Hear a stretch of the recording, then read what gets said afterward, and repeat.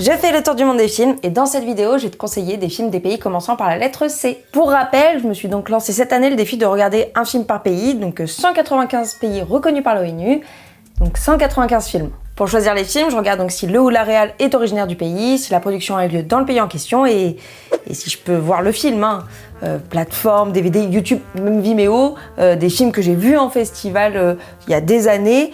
En fait, je fouille un petit peu partout sur internet. Pendant un an, je vais sortir donc une vidéo par mois pour te conseiller ces films par pays, par ordre alphabétique. Et comme maintenant, je suis trop contente, on est une petite équipe à travailler là-dessus. Donc merci Arthur, Bastien et Romana de m'accompagner dans cette aventure. Et il me faut vraiment votre soutien pour pouvoir continuer. En fait, ce tour du monde, c'est un projet qui est assez ambitieux, mais surtout de niche. Et c'est dur, je vais pas vous mentir, de trouver des sponsors qui m'aident à payer un peu tout le monde. Donc pense bien à liker, commenter la vidéo, à t'abonner, à la montrer à ton oncle, ta tante, ton prof ou même, je sais pas, un gars croisé à l'arrêt de bus. Peut-être qu'il a toujours rêvé de découvrir un film venant du Cambodge. En tout cas, je compte sur ton soutien et j'ai également une page Ulule si tu veux m'aider de quelques deniers. Et sur ce, c'est parti pour la suite du tour du monde des films.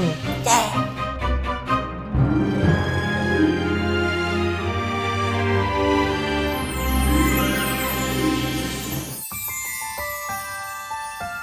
Comment raconter les atrocités des Khmers rouges au Cambodge entre 1975 et 1979 quand on a très peu d'images et qu'elles ont toutes été détruites par le régime dictatorial? La solution, utiliser des figurines en argile. Alors non, ce n'est pas de l'animation proprement dit, c'est plus une manière d'illustrer, d'avoir une base visuelle pour montrer le quotidien des victimes du régime du Pol Pot. Au milieu de cette réflexion sur l'arrivée au pouvoir d'un des pires tyrans du XXe siècle, il y a donc quelques rares images, mais c'est surtout en fait ces fameuses figurines qui arrivent à combler les trous dans un récit de cette période. C'est une manière de réunir l'histoire et la mémoire, qui s'estompe malheureusement avec les disparitions, en parlant de l'intime et de l'individualité qui est cachée derrière les chiffres. Et en tout cas, ce film a beaucoup fait parler de lui, puisqu'il a gagné le prix Un certain regard en 2013 au Festival de Cannes, et il a même été nommé pour représenter le Cambodge aux Oscars. Un très grand geste de cinéma. Tout simplement.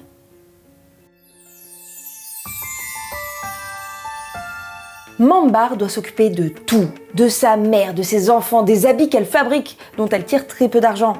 Son but est tout simplement de survivre, malgré tous les malheurs qui lui tombent dessus. À un moment du film, il y a une amie de Mambar qui lui dit « Tu as l'air de porter tous les malheurs du Cameroun sur la tête ». Et je trouve qu'en vrai, c'est un bon résumé. En fait, c'est pas pour autant une histoire triste. C'est juste la triste réalité de la vie d'une femme qui ne doit pas abandonner. Il y a un côté très naturaliste dans l'image, quasi même documentaire, et je serais pas étonnée que cette histoire elle soit inspirée de récits de réelles personnes qu'a connues la réalisatrice. Sincèrement, Mambar Pierrette est un modèle de résilience. Elle voit toujours la lumière au bout. Et ça offre, je trouve, une réflexion très intéressante et prenante sur la condition de la femme. Donc à voir absolument. Alors là, je vais un petit peu tricher pour celui-là. Tu vas vite comprendre, parce que en gros, il y a quelques semaines, j'ai été invitée à être jurée au Festival du film canadien de Dieppe. Peut-être juste l'une des meilleures expériences de jury que j'ai jamais vécues. Et comme j'étais entourée de cinéastes canadiens et d'experts de cinéma, autant leur demander leur reco, non? Selon moi, le film qui représente, alors pas tout le Canada, mais en tout cas le Québec, c'est Crazy de Jean-Marc Vallée avec Marc-André Grondin. Crazy de Jean-Marc Vallée. C'est une fresque qui commence au début des années 70 et qui va jusqu'à la fin des années 90. Très musical, hyper bien tourné. En même temps, c'est très accessible, c'est facile à recommander comme film. Et comme c'est une fresque qui confronte plusieurs générations au sein d'une même famille, je trouve que c'est un très beau portrait du Québec. Crazy, C-R-A-Z-Y avec des points entre chaque. Continental, un film sans fusil du cinéaste Stéphane Lafleur. Puis il y a de l'humour, c'est plein de malaise jouissif et c'est un film que j'adore. On dirait La planète Mars. C'est un film qui est de Stéphane Lafleur. On rit, on réfléchit et pour moi, c'est un vrai moment de cinéma canadien dans toute sa splendeur. Bon, je crois que c'est carton plein pour Jean-Marc Vallée et Stéphane Lafleur. En tout cas, moi, je vous conseille aussi de découvrir les films de Ariane Louis XVI, Vampire humaniste cherche suicidaire consentant, un énorme chef-d'œuvre, et Taïman de Rémi Fréchette. En tout cas, moi, ce festival, il m'a permis de développer une vraie passion du cinéma québécois, donc merci encore Dieppe, vous étiez trop cool. Manet réside sur l'île de São Vicente, où il est tenancier de bar et entraîneur de jeunes footballeurs. Chaque jour, on lui rappelle son ancien talent de gardien de but. Alors là, je sors ma carte de la bande-annonce, parce que le film est juste introuvable. Mais il a une particularité assez rigolote, c'est que souvent, les acteurs doivent apprendre à faire des trucs pour des rôles, genre danser, chanter ou, là en l'occurrence, jouer au foot. Mais non, le réalisateur Fernando Vendrell a préféré directement faire jouer des joueurs de foot capverdiens. Audacieux, hein, bien que peut-être un peu risqué. J'ai du mal à voir Zizou jouer dans un film, même si il avait fait une apparition dans Astérix aux Jeux Olympiques. Oui, les cheveux, je suis content. On s'en souvient, ouais.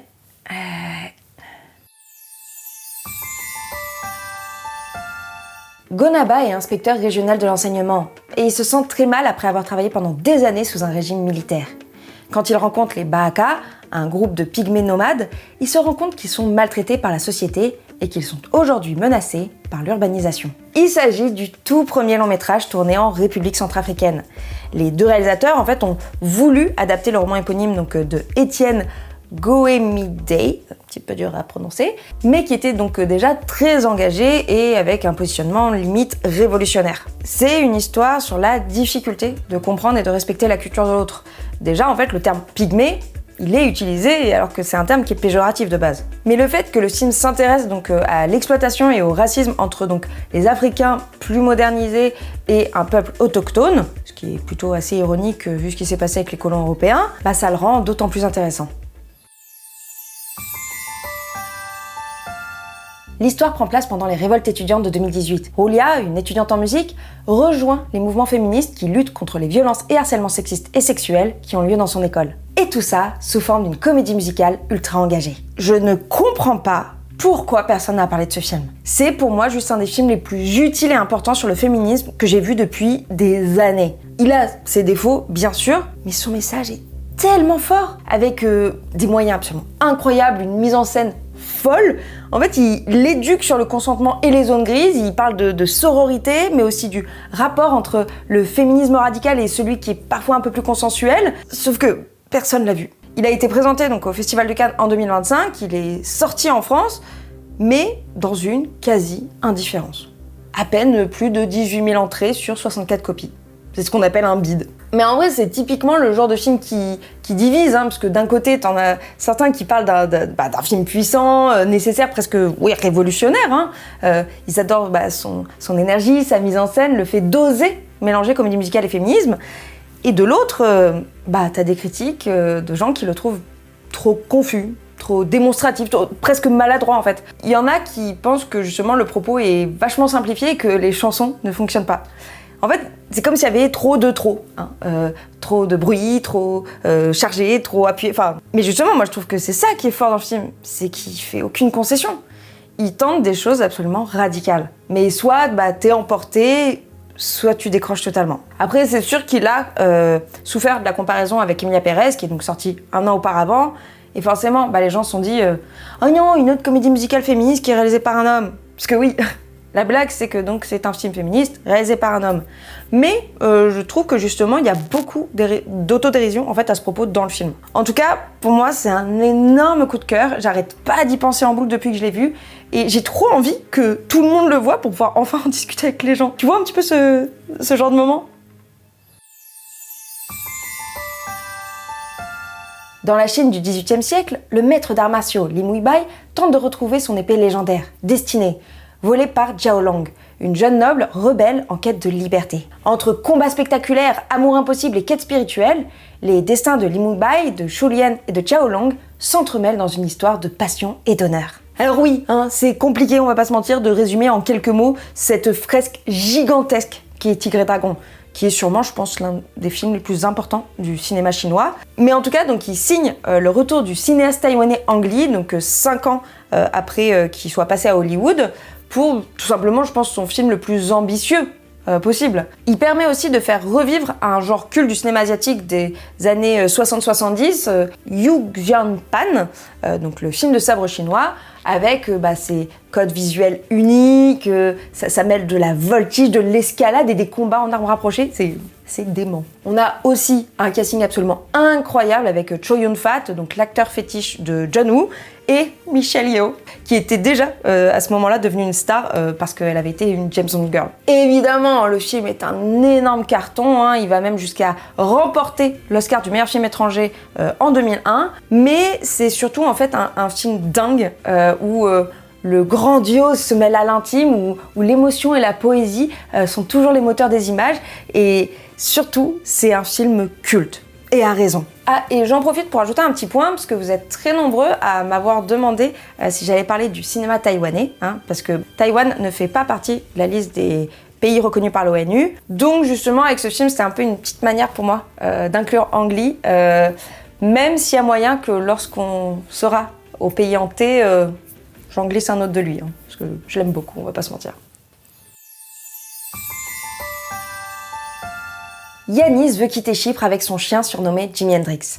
Sauf que le musicien est endetté et qu'il doit de l'argent à tout le monde. Alors qu'il se cache, Jimmy s'échappe et disparaît côté turc. Yanis va devoir aller au-delà de la frontière pour récupérer son compagnon. Qui est étonné que je mette dans la liste un film avec un bon toutou et surtout avec un nom de rockstar, hein? Personne. Absolument personne. En vrai, derrière donc cette comédie totalement décalée, l'histoire raconte surtout l'absurdité de la situation politique donc de la capitale Nicosie, qui est séparée par un mur, quand même. D'un côté, t'as les Chypriotes grecs et de l'autre côté, t'as les Chypriotes turcs. Et on va pas se mentir, c'est quand même assez compliqué de passer de l'un à l'autre, surtout avec une histoire de toutou. Et j'ai trop aimé parce que donc dans une interview, le réalisateur Marios Piperides, qui l'a donné donc à Rolling Stones, il dit « Le film aborde la situation actuelle et les personnages d'une manière satirique. La beauté de la comédie ou de la satire, c'est qu'on peut repousser les limites pour montrer la vérité. Depuis la Grèce antique, le rôle de la satire a été de dire ce qui ne pouvait pas être dit autrement et de défier les récits dominants. L'humour nous permet d'être plus audacieux et, dans certains cas, encore plus efficace pour faire passer le message. Exactement la raison pour laquelle j'adore les bons films satiriques. C'est un genre qu'on n'utilise pas assez et qui est génial. Une bande d'ados planqués dans les hauteurs de Shingaza en Colombie forme une milice, dirigée à distance par une instance mystérieuse. Au milieu des relations amoureuses amicales se trouve un otage, une vache et des règlements de compte. C'est un film d'une ambition mais dingue malgré un tout petit budget. Il a été présenté donc à Sundance en 2019 où il a remporté le prix du meilleur film étranger, avant d'être sélectionné pour représenter la Colombie aux Oscars. Visuellement, c'est époustouflant. C'est écrit avec beaucoup de finesse et de malice et c'est remarquablement bien incarné par une bande de jeunes pleine de fougue et de colère. Et je pense que c'est un peu, tu sais, le genre de pépite qui est sorti ces dernières années et qui est passé totalement inaperçu. Et alors, plus un pour la musique de Mika Levy, qui est donc la compositrice des 2 derniers films de Jonathan Glazer et qui signe là alors une partition, mais alors sublime. Djibril vit sur une île des Comores et partage son temps entre sa femme et ses allers-retours à la mosquée. Mais il consacre aussi plusieurs heures de sa journée à prendre soin d'une maison inhabitée, la résidence Ilang Ilang, sous l'œil réprobateur de certains habitants. Dans ce court-métrage, la réalisatrice franco-comorienne Hashimiya Ahamada offre en fait un témoignage pittoresque qui a été donc multi-récompensé en festival après une première mondiale à la Semaine de la critique en 2008. Bon, après je vais pas vous mentir, j'ai pas vu le film, hein. Parce que j'ai tenté de contacter donc la société qui l'a produit, mais j'ai jamais eu de réponse. Donc j'en profite pour faire un petit appel. S'il y a des sociétés de distribution ou de production qui ont des films de pays de monde un petit peu niche, n'hésitez pas à me contacter. Je cherche, je fouille, mais si vous pouviez m'aider à voir ces films, ce serait vachement chouette. L'apôtre Médard est guérisseur. À Brazzaville, il soigne les victimes de mauvais sorts, jusqu'à ce qu'on l'accuse d'utiliser lui-même de la magie noire. De base, Adrien Lavapeur, il vient plutôt du cinéma expérimental. Et ça se ressent dans ce documentaire qui est en soi assez remarquable. Parce qu'il joue beaucoup sur les silences, les nappes sonores, il montre l'isolement d'un homme qui est en fait devenu persona non grata, alors que avant il était vraiment ultra nécessaire aux gens. Les 2 cinéastes, ils nous racontent en fait le rapport du pays au spiritisme, pour finir par montrer les difficultés que provoque la colonisation chinoise dans les esprits des habitants. Par contre, c'est un film qui est très lent, malgré le fait qu'il dure que 1h10, mais il faut accepter cette lenteur, parce que franchement, là pour le coup, le voyage, il vaut vraiment le détour. Kofi revient au pays pour présenter sa fiancée à sa famille. Mais s'il était parti, c'est parce qu'il avait été renié à cause d'une marque du diable. Et à son retour, sa famille ne l'accepte toujours pas. Alors peut-être que tu connais Balogi, parce qu'il a fait partie du groupe de rap belge Starflame. On est donc sur un artiste complet qui raconte donc par ce film les traditions et les cultures de son pays. C'est vraiment une histoire passionnante qui donc dresse le portrait de 4 personnages qui sont stigmatisés pour sorcellerie. L'image elle est incroyable, on retrouve un petit peu un aspect mystique qui peut parfois faire penser à Iñárritu ou Sorgoyen, et surtout qui montre toute la beauté de la République démocratique du Congo. Et évidemment, il a gagné un prix au Festival de Cannes pour Un certain regard, et il a représenté la Belgique aux Oscars en 2024. Et franchement, si tu veux découvrir donc un cinéma magique, dur mais beau, c'est vraiment, je pense, une de mes plus grosses recos de cette vidéo. Pour la Corée du Nord, il existe bien un cinéma nord-coréen, mais comme il est produit dans le cadre d'une dictature et d'un système de propagande d'État, et qu'il n'existe pas du tout de films libres dans ce pays, j'ai fait le choix de ne pas l'aborder ici. Par contre,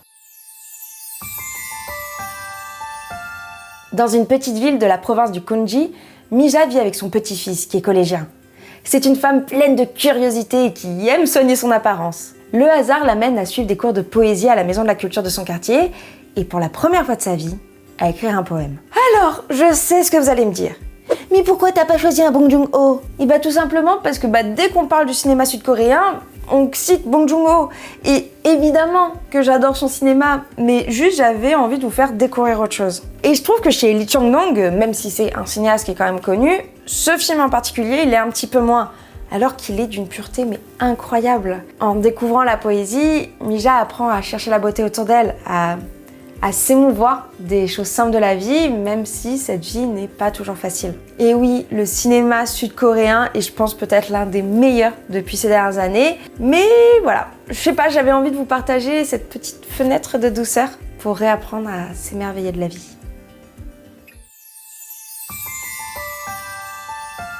Clara a la quarantaine. Handicapée à cause d'une malformation du dos, elle est prisonnière d'une mère la faisant passer pour une guérisseuse divine dans un petit village du Costa Rica. Mais un anniversaire familial va bousculer tout ce schéma. Présenté à la quinzaine des cinéastes en 2021, ce premier long métrage de la cinéaste donc Natalia Alvarez-Mensen a foutu tout le monde sur les rotules. Notamment grâce à la photo qui est absolument remarquable, mais surtout de la performance donc de Windy Chichila Araya, donc cette danseuse qui joue devant la caméra pour la première fois. C'est un film qui questionne le rapport au corps, la religion, la répression familiale et surtout les nombreuses problématiques qui dépassent les frontières du Costa Rica, donnant un petit peu ce drôle de récit d'anticipation absolument universel. L'histoire se déroule à Yopougon, un quartier populaire d'Abidjan à la fin des années 70. On suit la vie de Aya, qui se consacre à ses études, mais aussi de ses amis, Adjoa et Bintou, qui passent leur soirée à gazer dans les maquis. Sauf qu'un jour, Adjoa tombe enceinte. Enfin, un film d'animation! Oui, je sais, vous êtes très nombreux à m'avoir demandé justement de mettre de l'animation à l'honneur et je vous promets que je cherchais à chaque fois. Et là, ça y est, j'en ai trouvé un, je suis trop contente. Le film est basé donc sur la série de bande dessinée donc, du même duo qui est à la réalisation du film et je suis super fan du style d'animation qui est ultra coloré. C'est aussi une histoire qui illustre très bien donc, les dynamiques sociales de Côte d'Ivoire, donc en racontant très justement la condition de la femme qui doit se marier, enfanter et qu'on ne considère pas forcément toujours. Et parmi donc, les comédiens et comédiennes de doublage de ces personnages, on retrouve donc Aïssa Maïga ou encore Claudia Tagbo. Je suis trop contente de pouvoir parler d'un film d'animation. C'est vraiment ce que je préfère. Donc, yes! Yolia, une adolescente isolée, passe son temps à plonger et à chasser sous l'eau sur sa petite île de la côte adriatique. Quand un ami de son père débarque pour essayer d'acheter un terrain pour y faire construire un complexe hôtelier, des tensions remontent à la surface. Il s'agit d'un premier film réalisé par une femme sur donc, l'émancipation de la famille et la découverte sexuelle, et c'est produit par Martin Scorsese, et le film a gagné la Caméra d'Or à Cannes en 2021. Je m'arrête tout pour arrêter de te donner envie là. Alors certains y verraient une version sombre de Mamma Mia, les chansons de ABBA en moins, mais c'est sûr que ça sent l'iode et le soleil, et surtout la douce colère des femmes victimes de l'emprise d'un père empoisonnant. Super. Parce que oui, en vrai, c'est surtout ça, le sujet du film. Et c'est absolument envoûtant. Maria a honte quand son copain découvre son vrai métier. Pedro préfère foutre le feu à ses plantations qu'à les laisser aux Américains. Enrique devient, sans vraiment le vouloir, le leader d'un mouvement révolutionnaire étudiant. Et Mariano ne veut pas rejoindre la résistance, jusqu'à un bombardement sacrifiant sa famille. En 4 histoires, le réalisateur réinvente le film politique, voire limite de propagande. Parce que derrière le fond clairement anti-américain, financé donc par l'URSS et le régime cubain, le film du cinéaste soviétique, en fait, c'est juste une claque. Déjà, visuellement, la caméra, elle part dans des directions pas toujours très compréhensibles et surtout, quasiment impossible à reproduire, même maintenant alors qu'on a des drones. Il y cite donc le cinéma soviétique, mais aussi du Fellini et plein d'autres choses en fait. C'est virtuose, c'est vertigineux, c'est profondément engagé, on va pas se mentir. En fait, il y a énormément à dire sur ce film qui a été tourné à Cuba pendant la crise des missiles, dans des conditions, tu te doutes bien, dantesques, et avec des séquences de dingue qui en disent énormément du colonialisme et surtout de la volonté de s'en sortir. Le film, il a été donc boudé pendant presque 30 ans avant d'être donc remis sur le devant de la scène, notamment par Coppola et Scorsese. Et évidemment, on les remercie, parce que juste c'est un monument du cinéma, dans tous les sens du terme. Et c'est donc sur ce monstre du cinéma que se termine cette vidéo de tour du monde des films des pays en C. J'espère comme toujours évidemment que ça t'a donné envie de les découvrir. Je t'ai mis les liens des films qui sont accessibles gratuitement en description ou sur les plateformes. N'hésite pas évidemment non plus à me conseiller tes films préférés de ces pays-là. Et ça y est, oui, on va enfin passer à autre chose qu'une seule lettre pour les prochains épisodes. Parce que en vrai, toi tu savais qu'il y avait autant de pays en A, B et C ? Moi, je l'ai découvert là. Donc en gros, dans la prochaine vidéo, il y aura les films des pays en D, E et F. Et je te les mets donc tous ici, donc n'hésite pas à me conseiller tes films préférés de ces pays-là en commentaire. Et surtout à me suivre sur Instagram, parce que je te demande aussi tout ça un petit peu avant. Donc si tu veux déjà me les donner. Et sur ce, pense évidemment à t'abonner, à commenter, à liker et à booster. Et on se retrouve dans un mois pour la prochaine vidéo.